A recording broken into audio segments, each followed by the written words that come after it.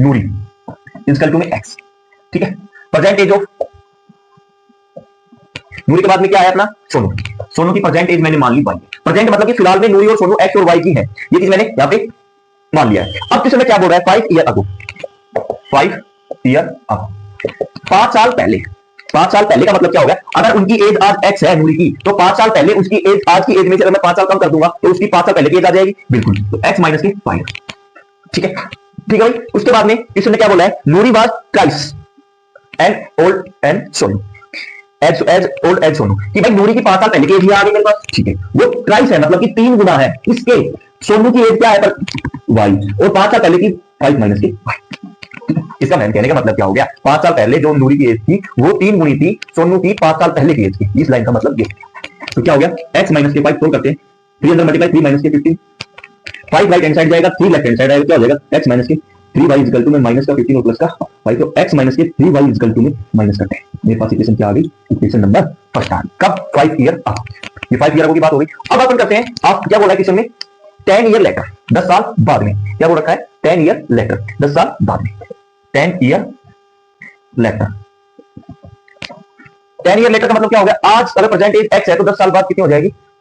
ठीक है, कितनी हो जाएगी x प्लस के 10, ये हो जाएगी नूरी की। मतलब कि मैंने ऐड क्यों किया, उसमें घटाया क्यों, क्योंकि उसमें कम हो रही थी ऐड, अब एज बढ़ रही है, इसलिए मैंने 10 एज कर दी, नूरी की एज हो गई इसका टू। क्वेश्चन में क्या बोला देखो, Nuri will be twice as old as Sonu. 10 साल बाद जो नूरी है ना वो 2 गुना हो जाएगी, ट्वाइस मतलब 2 गुना हो जाएगी इसके, जो सोनू की एज है प्रेजेंट एज से 10 साल बाद में 2 गुना हो जाएगी। ये उसको बोल रहा है कि जो नूरी की 10 साल बाद की एज है वो किसके बाद होगी, सोनू की 10 साल बाद की एज के 2 गुना के। x प्लस के 10 इक्वल टू में 2y प्लस के 20। ठीक है, 2y की साइड ले जाएंगे, 10 को लेफ्ट हैंड साइड कितना हो जाएगा, x माइनस के 2y इक्वल टू में 20 माइनस के 10।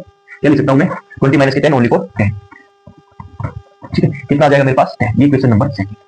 ठीक है, ये क्वेश्चन फर्स्ट और सेकंड बन गई है, बिल्कुल। चलिए अब सोल्व करते हैं एलिमिनेशन मेथड से।